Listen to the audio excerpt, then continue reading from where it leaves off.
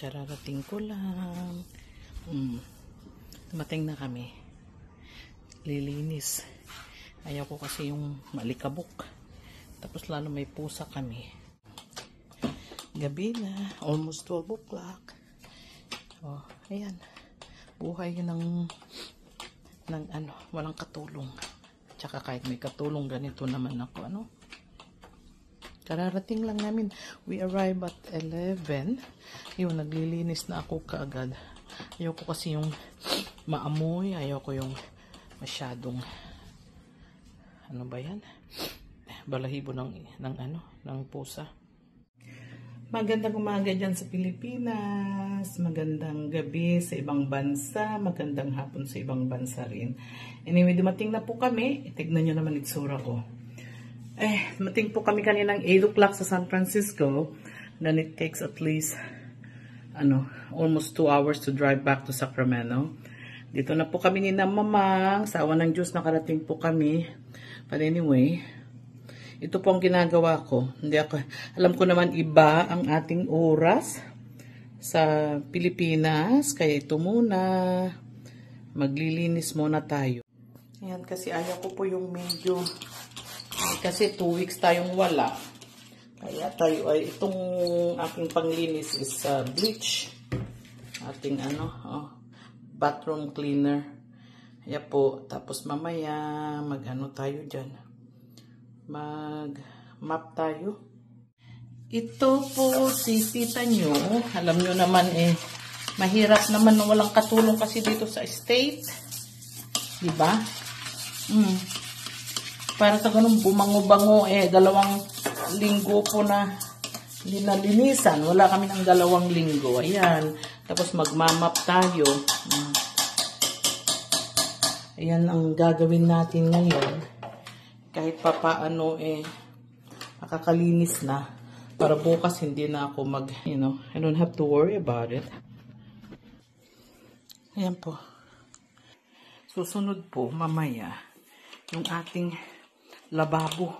Tapos na yung mga bathroom. Mahirap din kasi Teka, kasin ko muna yung mga yan.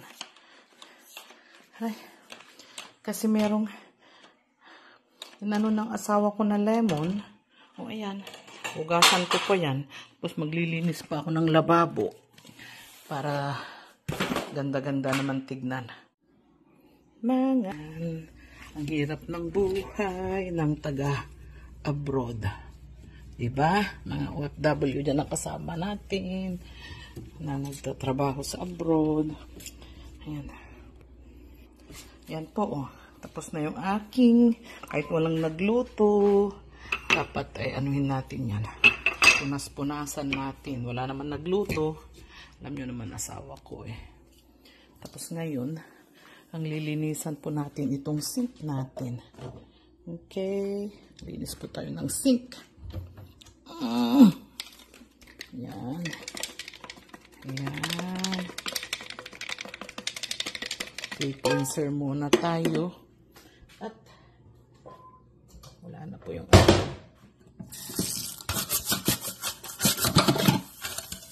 si Mother Dear niyo, mahirap ang buhay. Tignan niyo po, kararating natin ng galing sa street. Kasi alam niyo po, pag hindi nagagamit yung nagiging dilaw diba? Nagiging dilaw. Alam naman natin yung malaki. Hirap ng buhay natin. Hands-on ako talaga.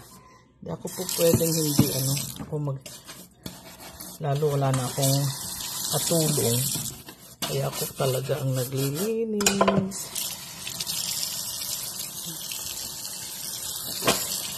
Ilinisan po natin yan. Yan po ang ginagawa natin. Di pa tayo tapos. Ayan mga kaibigan, time check is 1 a.m. January 17 dito. Mga 4 p.m. dyan. 5 p.m. January 18 naman. Ayan, nakapaglinis na tayo ng bahay.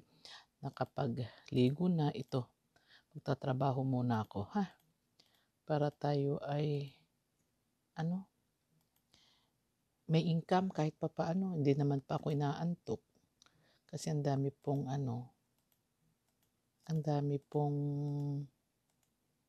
trabaho. Gagawin ko muna ito. Anyway, experience sa Pilipinas po, yung ating bakasyon is very tiring. It's a very long journey. Ang dami kasi naming inasikaso din sa Abra. Kaya yun. Tapos, syempre, nasikaso ko yung mga alaga natin, na Tres Marias. Tapos, ayun, nag-attend po kami ng family gathering. Kaya ang dami po namin ginawa. Anyway, Mamang wants to come back. Sana naman maka-uwi po naman uli kami sa susunod. Anyway, kahit pa paano, nag-enjoy naman ng mga family namin. It's just a very, very expensive, sandali lang na na bakasyon.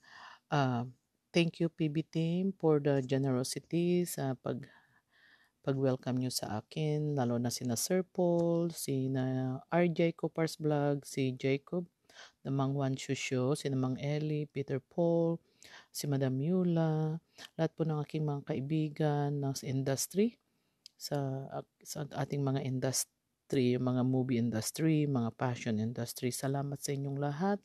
Salamat, hindi ko na maisa-isa ang mga pangalan nyo dyan. Shout out kay Willie Chu, si Nardi Presa, as yung mga kaibigan po natin na matalik na kahit mayroon na po sila, hindi sila they're not, what do you call that? Hindi sila maarte. Kahit anong papakain ko sila sa Abra, okay lang sa kanila. Okay? Napakabait po nila. Anyway, thank you again for everything. I hope magkita-kita ulit tayo. Magpahinga muna po ako. Hindi muna po ako mag-vlog ha. Kasi ang dami-dami ko pong gagawin. And I need to make sure na maano ko lahat ng aking gagawin. Kasi it's the first month of the year.